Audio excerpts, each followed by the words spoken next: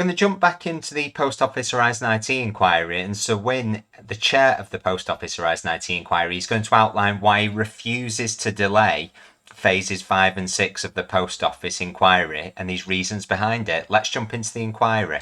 Thank you.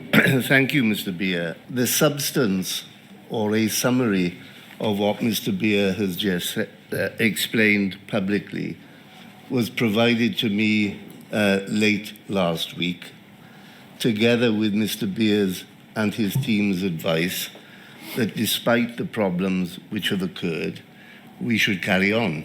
I've had the weekend to think about that and also whether it would be necessary to invite core participants to provide their views to me about that. And the decision I have reached is as follows. First of all, I don't wish to hear from the core participants. And secondly, we're going to carry on. Now, that is perhaps a bold thing to do, because it does mean that there may be occasions in which witnesses are giving evidence where the documents haven't caught up with the witnesses, so to speak. And that is a highly undesirable state of affairs. But as Mr. Beer has explained, that can be cured, albeit with some cost to the witness, by recalling them if necessary. The alternative is to have a substantial break. And in my opinion, dare I say judgment, even though I'm not a judge anymore, that is not desirable. Make no mistake, everyone, I understand fully that the problems with disclosure are capable of creating very significant pressures for all the participants in the inquiry. But protracted adjournments so as to ensure that every relevant disclosable document is in the hands of all core participants prior to a witness giving evidence would also cause very damaging stresses to all the participants. And of course, one of the issues is there's no guarantee that an extended adjournment, whether it's weeks or months, would actually result in this process speeding it up, because it seems like it's being taken to the wire with a lot of these disclosures and then dumped at the last minute. So if they give another few months, for example, of break, there's no guarantee that actually the same thing won't happen again and again, as it has done previously, highlighted by Jason Beer and Sir Wyn Williams here.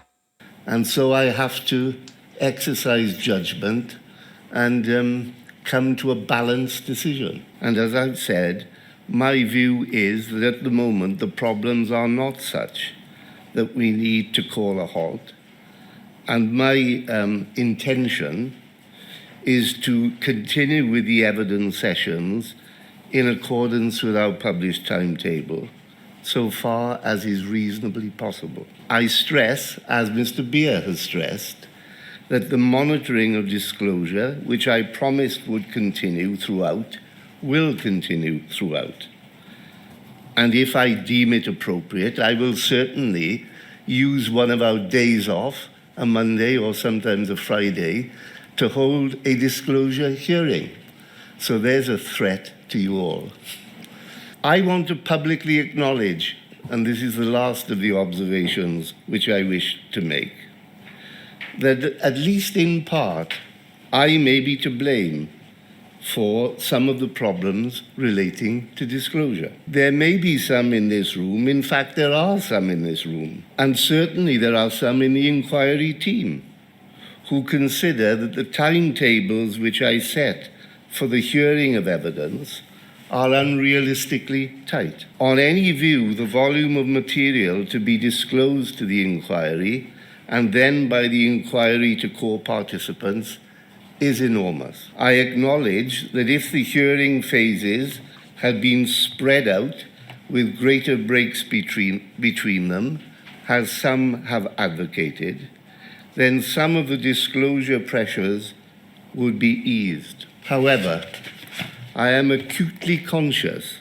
that this public inquiry has been in existence for very nearly 3 years. Although by the standards of some inquiries, that is a comparatively short period of time, I am unshakable in my belief that this inquiry should not last for a day longer than is strictly necessary.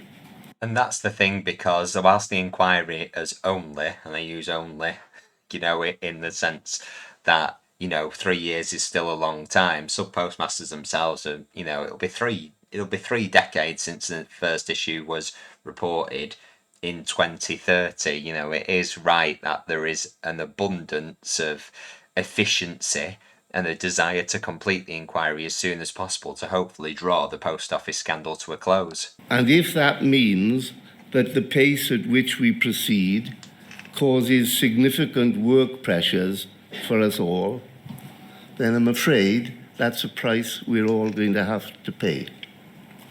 So thank you for your words, Mr. Beer, and I think we're ready for some evidence.